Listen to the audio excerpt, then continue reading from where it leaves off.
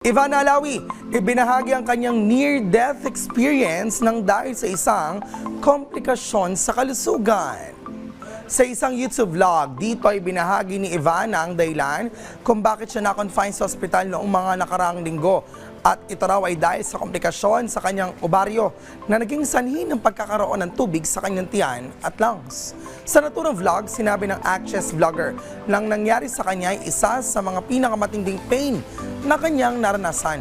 Ikinuwento rin ng former Batang Quiapo star ang kanyang pinagdaanan habang nasa ospital.